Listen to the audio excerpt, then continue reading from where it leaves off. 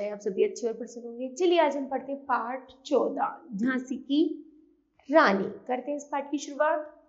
सन 1857 में हमारे देश का प्रथम स्वतंत्रता संग्राम हुआ। इस संग्राम को इतिहास में बहुत महत्व दिया गया जाता है। यह पहला मौका था जब भारतीय अंग्रेजों के खिलाफ इकट्ठे हुए थे। इस घटनाक्रम में जो कुछ हुआ उसके केंद्र में झांसी की रानी लक्ष्मीबाई थी। उन्हीं को लेकर वीरता और जोश के साथ लिखी गई एक बड़ी काव्य रचना के कुछ अंश यहाँ प्रस्तुत किए गए हैं। ठीक है, चलिए पढ़ते हैं इन पंक्तियों को। सिंहासन हिलुटे राजवंश ने भ्रुकुटी तानी थी, बूढ़े भारत में भी आई फिर से नई जवानी थी। गुमी हुई आजादी की कीमत सबने पहचानी थी, दूर फिरंगी को करने की सबने मन में ठानी थी। यहाँ पर रानी लक्ष्मीबाई कह रही है, जब रानी लक्ष्मीबाई युद्ध मैदान में उतरती हैं, अंग्रेजों के खिलाफ लड़ती हैं, तो ऐसा लगता है मानो अंग्रेजों के सिंहासन हिल उठे थे और ऐसा लग रहा था जैसे बूढ़े भारत में फिर से एक नई जवानी की लहर दौड़ गई थी। गुमी हुई, ऐसा लग रहा था जो आजादी कहीं गुम हो गई थी अब वह वापस आने वाली है और हमें उसकी एक नई कीमत चुकाकर अपने भारत को आजाद कराना है। चमक उठी सन 57 में वह तलवार पुरानी थी, बुंदेले हर बोलो के मुंह, हमने सुनी कहानी थी, खूब लड़ी मर्दानी, वह तो झांसी वाली रानी थी। अर्थात सन 57 की क्रांति जैसी जागी तो झांसी की रानी तलवार लेकर जब रण में आती है तो जो बुंदेले हर बोलो की सबके मुंह से एक कहानी निकल रही थी, एक नारा निकल रहा था, हमने सुनी कहानी थी, वो तो झांसी वाली रानी थी, खूब लड़ी मर्दानी, वो तो झांसी वाली रानी थी। कानपुर के नाना की मुंह बोली बहन छबीली थी, लक्ष्मीबाई नाम पिता की वह संतान अकेली थी, नाना के संग पढ़ती थी वह नाना के संग खेली थी, बर्ची ढाल कृपाण कटारी उसकी यही सहेली थी। अर्थात उनके जो प्रिय सखी थे वो थे नाना, उनका नाम था नाना। नाना की एक वो मुंह बोली बहन थी, वो नाना उन्हें छबीली के नाम से जानती थी। जो लक्ष्मीबाई थी वो अपने माता पिता की एक अकेली संतान थी। केवल उनकी सहेलियां थी। क्या थी उनकी सहेलियां? बर्ची ढाल कृपाण कटारी, उनकी केवल यही सहेलियां थी। वह अक्सर इन्हीं के साथ ही खेला करती थी। वीर शिवाजी की गाथाएं उनको याद जुबानी थी, बुंदेले हर बोलो के मुंह, हमने सुनी कहानी थी, खूब लड़ी मर्दानी, वह तो झांसी वाली रानी थी। अर्थात जैसे कि उन्होंने वीर शिवाजी की गाथाएं खूब सुनी थी, खूब अपने बचपन से उन्होंने वीरों की कहानी सुना करती थी और वैसे अपने मन में धारणा बनाती थी और वह युद्ध के मैदान में एक मर्दानों की तरह लड़ती थी और झांसी वाली रानी के नाम से जल्द ही वह इस जगत में अमर हो गई थी। लक्ष्मी थी या दुर्गा थी, वह स्वयं वीरता की अवतार, देख मराठे पुलकित होती उनकी तलवारों के वार, नकली युद्ध व्यू की रचना और खेलना खूब शिकार, सैन्य घिरना दुर्ग तोड़ना, ये थे उसके प्रिय खिलवाड़। अर्थात वो अपने बचपन में भी क्या करती थी? नकली युद्ध कलाएं बनाती थी, नकली सेना तैयार करती थी और उनसे युद्ध किया करती थी, दुर्ग तोड़ती थी। ऐसे अपने बचपन से वो ऐसी वीरता के खेल खेला करती थी।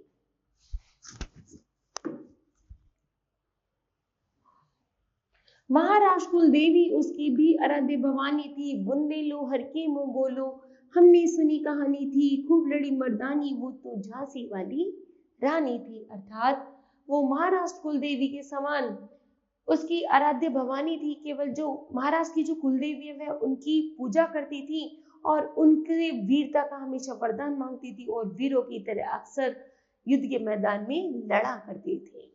हुई वीरता की वैभव के साथ सगाई झांसी में, ब्याह हुआ रानी बन गई लक्ष्मीबाई झांसी में, राजमहल में बजी बधाई खुशियां छाई झांसी में, सुबट बुंदेलों की वृद्धावली सी वह आई झांसी में। अर्थात जैसे कि रानी लक्ष्मीबाई की झांसी में एक महल में राजा के साथ शादी हुई तो वह वहां की रानी क्या बन गई? झांसी की रानी बन गई। और जब वह झांसी की रानी बनी तो सब जगह झांसी के महलों में उनके गुणगान होने लगे, दिए जलने लगे और खुशियां बजने लगी। चित्रा ने अर्जुन को पाया, शिव से मिली भवानी थी। बुंदेली हर मुंह के बोलो, मुख हमने सुनी कहानी थी। खूब लड़ी मर्दानी, वह तो झांसी वाली रानी थी। वह चाहती थी जैसे कि भगवान शिव का अवतार मानकर वह अक्सर कार्य किया करती थी। वह कहती थी जैसे चित्रा ने अर्जुन को पाया था और वह उनकी अर्धांगिनी बनी, वैसे ही रानी लक्ष्मीबाई ने जब झांसी के राजा से शादी की तो वह भी उनकी रानी बनकर इस महल को क्या करना चाहती थी, अमर और अजर करना चाहती थी। उदित हुआ सौभाग्य, मुदित महलों में उजियाली छाई, किंतु कालागति चुपकी चुपकी काली घटा घेर आई। तीन चराने वाले कर में उसी चूड़ियां कब भाई, रानी विधवा हुई हाय, विधवा को भी नहीं दया आई। अर्थात यहाँ पर जैसे ही उनके पुत्र उदित का जन्म होता है, ना जाने कब महलों पर काली घटा अर्थात दुख की बादल छाने लगती है। और एक बार ऐसा होता है कि वीर सेना राजा जब लड़ने के लिए जाता है तो वह वीर गति को प्राप्त हो जाता है। तो रानी के हाथों में कभी चूड़ियां वैसे ही नहीं भाती थी उनको, क्योंकि उन्हें युद्ध कला का बहुत शौक था। और अंत में क्या होता है, जब राजा की मृत्यु हो जाती है तो रानी के हाथों से चूड़ियों को निकाल दिया जाता है और वह भी वीर गति, वह भी राजा की भांति अब अपने महल के लिए कुछ करना चाहती थी और एक मर्दानी बनकर कुछ एक नया नाम जगत में कमाना चाहती थी। निसंतान मरे राजा जी, रानी शोक समानी थी। बुंदेले हर के मुंह बोलो, हमने सुनी कहानी थी। खूब लड़ी मर्दानी, वह तो झांसी वाली रानी थी। अर्थात ऐसा लगा जैसे राजा जी चले गए तो यहाँ पर इस महल को चलाने वाला अब कोई भी नहीं बचा, क्योंकि राजा की तब तक कोई संतान नहीं हुई थी। और ऐसा लग रहा था जैसे राजा अब निसंतान है, कोई संतान नहीं है, मतलब वो छोटा थे उदित, तो समझ नहीं आ रहा था कि राजा के अब इस महल को कौन चलाएगा। लेकिन फिर भी वह इतनी झांसी, वह इतनी युद्ध कला में कौशल थी, वह फिर भी अपने महलों को संजोने में राजा की तरह वीर और बहादुर बने रहना चाहती थी। बुझा दीप झांसी का तब डलहौजी मन में हर्षाया, राज्य हड़प करने का उसने यह अच्छा अवसर पाया। फौरन फौजे भेज दुर्ग पर अपना झंडा फहराया, लावारिस का वारिस बनकर ब्रिटिश राज झांसी आया। अश्रुपूर्ण रानी ने देखा झांसी हुई वीरानी थी, बुंदेलो हर की मुंह बोलो, हमने सुनी कहानी थी। अर्थात जैसे ही जो डलहौजी था उसने देखा कि राजा अर्थात झांसी का दीपक बुझ चुका है तो वह बहुत खुश होता है, सोचता है कि यह राजा तो अब मेरे हड़प में आ जाएगा, राज्य को मैं आसानी से हड़प लूंगा और राज्य पर मेरा अधिकार होगा। जैसी रानी की आंखों में अश्रु भरे थे राजा के दुख में, जैसी वह बात सुनती है कि अंग्रेज उसके राज्य हड़पना चाहती हैं, तो वह वापस से वीर एक योद्धा दुर्गावती बन जाती है और अपने उस राज्य को बचाने के लिए एक मर्दानों की तरह युद्ध में उतर जाती है। महलों ने दी आग, झोपड़ी ने ज्वाला सुलगाई थी, यह स्वतंत्रता की चिंगारी अंतरतम में आई थी।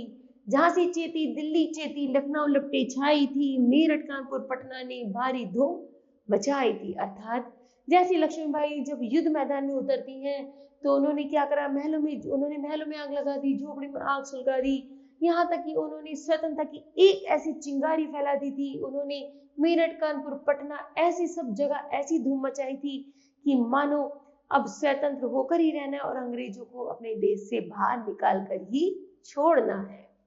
जबलपुर कोलाहल में भी कुछ हलचल उकसानी थी, बुंदेलो हर के मुंह बोलो, हमने सुनी कहानी थी। खूब लड़ी मर्दानी, वह तो झांसी वाली रानी थी। अर्थात जबलपुर कोल्हापुर में भी उन्होंने ऐसी स्वतंत्रता की भावना चिंगारी जला दी थी कि सब लोग उनकी बातों से प्रेरित होकर अंग्रेजों के विरुद्ध लड़ने युद्ध में आ डटे थे और अब सबका एक ही मत था कि अंग्रेजों को अपने देश से बाहर करना है।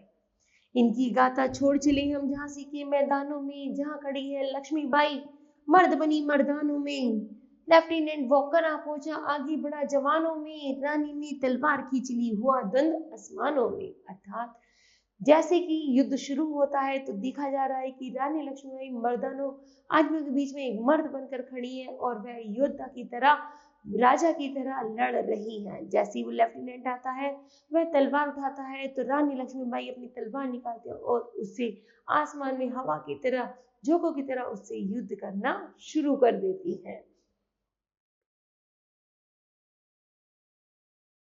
जख्मी होकर वाकर भागा उसे अजब हैरानी थी, बुंदे लोहर की मुंह हमने सुनी कहानी थी, खूब लड़ी मर्दानी वह तो झांसी वाली रानी थी। अर्थात जैसे कि रानी लक्ष्मीबाई उनसे लड़ती है तो रानी लक्ष्मीबाई क्या करती है, अपने युद्ध में वाकर को भी घायल कर देती है। घायल को बड़ी हैरानी होती है, अरे एक महिला इतना अच्छा युद्ध कर सकती है, और वह युद्ध के मैदान से भाग जाता है। ठीक है, उसी तरह रानी बड़ी कलापी आई कर को सो मील निरंतर पार, घोड़ा थक कर गिरा भूमि पर, गया स्वर्ग तत्काल सिधार।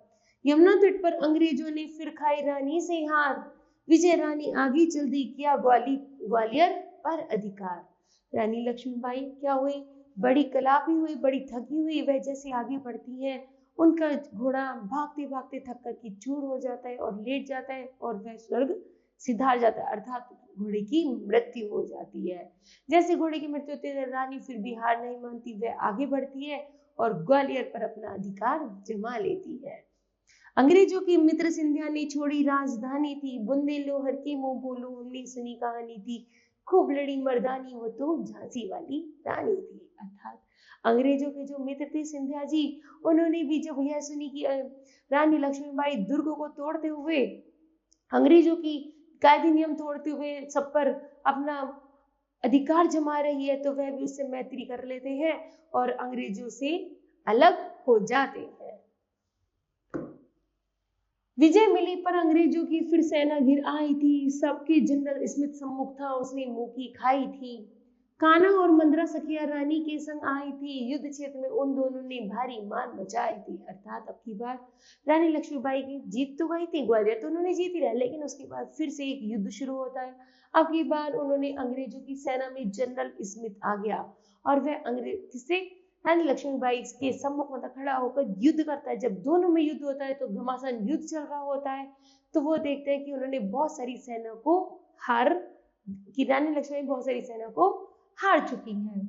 पर पीछे हुई रोज आ गया, हाय घिरी अब रानी थी, और पीछे से आगे तो उनके कौन था, जनरल स्मिथ था, और पीछे से ह्यूरोज उन पर वार करने लगा जो युद्ध के विरुद्ध था। रानी लक्ष्मीबाई अकेली रह जाती है, दोनों तरफ से घिर जाती है, और वह अकेले अब उन दोनों जनरलों से क्या कर रही है, युद्ध कर रही है। तो भी रानी मार काट कर चलती बनी सैन्य के पार, किंतु सामने नाला आया था यह संकट विषम अपार। घोड़ा अड़ा नया घोड़ा था, इतने में आ गया सवार, रानी एक शत्रु बहुतेरे होने लगे वार पर वार। क्या हुआ, रानी लड़ते लड़ते अपनी बचाव करते हुए एक तरफ चली जाती है जिस तरफ बहुत बड़ा नाला होता है। अब वो नाला इतना बड़ा होता है कि वह उसे पार भी नहीं कर पा रही, क्योंकि उनका नया घोड़ा था, पुराना घोड़ा तो वह सब कुछ चालबाजी जानता था, जो मर गया था। अब रानी लक्ष्मीबाई गिर चुकी थी और वार पे वार किए जा रही थी, और वह धीरे धीरे क्या होती जा रही थी, घायल होती जा रही थी। घायल होकर गिरी सिंह उसे वीरगति पानी थी, बुंदे लोहर की मुंह बोलो हमने सुनी कहानी थी, खूब लड़ी मर्दानी वो तो झांसी वाली रानी थी। अब जैसी रानी लक्ष्मीबाई दोनों तरफ से गिर जाती है तो रानी लक्ष्मीबाई घायल हो जाती है और वह जमीन पर धड़ाम से शेर की तरह गिर जाती है। रानी गई सिद्धार्थता, अब उसकी दिव्य सवारी थी, मिला तेज से तेज तेज की वह सच्ची अधिकारी थी, अभी उम्र कुल 23 की थी, मनुज नहीं अवतारी थी, हमको जीवित करने आई अब स्वतंत्रता नारी थी। अर्थात जो रानी लक्ष्मीबाई थी केवल अभी वो 23 वर्ष की मात्र थी, वो स्वतंत्रता के लिए वह स्वतंत्रता के लिए लड़ते हुए अपनी जान भी उन्होंने न्यौछावर कर दिए थे, और वह लोगों में इतनी चिंगारी भर गई थी कि वह अपने देश को स्वतंत्र करा सके। दिखा गई पत सिखा गई हमको जो सीख सिखानी थी, बुंदे लो मुंह बोलो हमने सुनी कहानी थी, खूब लड़ी मर्दानी वो तो झांसी वाली रानी थी। अर्थात वह खुद तो स्वर्ग सिधार जाती है, लेकिन वो अनेक देशवासियों के मन में स्वतंत्रता की ऐसी भावना जागृत, ऐसी चिंगारी जागृत कर जाती है कि वह स्वतंत्रता संग्राम अभी भी चलता रहता है, और अंत में वह अंग्रेजों को अपने देश से बाहर निकाल फेंकते हैं, क्योंकि जो चिंगारी रानी लक्ष्मीबाई ने जगाई थी वो आज भी जल रही थी, और धीरे धीरे उन्होंने झांसी लक्ष्मीबाई की सपनों को साकार कर दिया।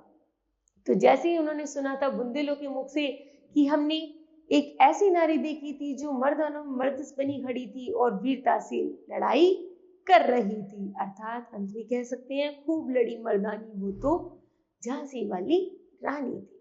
ठीक है, तो मुझे आशा है बच्चों आपको इन पंक्तियों से अवश्य समझ आया होगा।